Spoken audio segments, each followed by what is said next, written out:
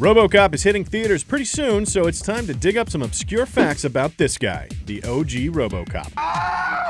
Your move, creep. Here are 7 things you didn't know about Robocop. Probably. The new Robocop is a lot more svelte than the '87 Robocop. But did you know that the original version of the costume was so bulky, Peter Weller couldn't even fit into the cop car while wearing it? For any shots where Robocop had to be in the car, Weller is actually in his underwear and wearing only the top part of the costume, which I'm sure is some kind of cosplay dream come true for at least a few of you sickos. You pervs want to learn about another time where Robo's pants are off? Of course you do. We already know you can't drive in the full Robocop suit, but you also can't walk up and down stairs in it. So Robocop is having his own no-pants dance party in the scene where he walks down the stairs into the dance club. I see Robocop as a tidy-whities kind of guy. What do you guys think? The first time they actually shot with the Robocop suit on set, it took anywhere from 8 to 11 hours just to get Peter Weller in the costume, depending on who you ask. To make matters worse, the first scene they had to shoot was the one where Robocop catches the car keys after leaving the shooting range.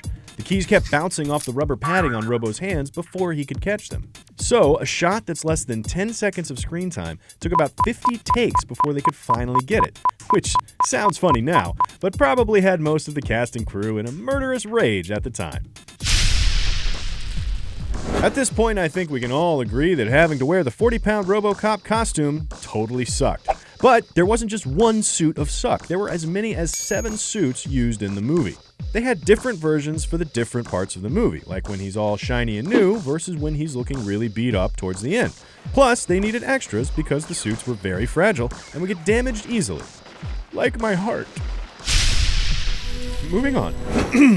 You probably didn't know that Robocop had to be submitted to the MPAA 12 times before it was finally downgraded from an X rating to an R rating. If it had been up to director Paul Verhoeven, one of the most gory and violent action flicks of the 80s would have been even more gory and violent. But hey, that's what extended cuts on DVD are for, and I'm sure Paul Verhoeven had extended cuts on DVD in mind back in the 80s. Speaking of Paul Verhoeven, you probably didn't know that he was the first Razzie nominee ever to show up and accept his award in person. He won Worst Director in 1995 for Showgirls, and since he was already there anyway, he was able to accept the Worst Picture award for it as well. Not appearing, Jesse Spano's boobs. Let's end this episode with a couple Robocop Easter eggs. In the convenience store scene, we have a subtle wink and nod from the filmmakers to the geek universe. In the store, we see an Iron Man comic book as well as a ROM comic. For all you non-geeks, this is important because both of these comics center on humans with cybernetic technology trying to save mankind. Kind of like, I don't know, Robocop! Drop it! Another Easter egg comes at the very end of Robocop. Seriously, it's literally after the movie is over. The copyright notice at the end of the credits includes a warning stating that the unauthorized distribution may result in criminal prosecution by enforcement droids. Hey guys, that doesn't include stuff on YouTube, right? Guys, right? Oh, it does? Ah, fuck.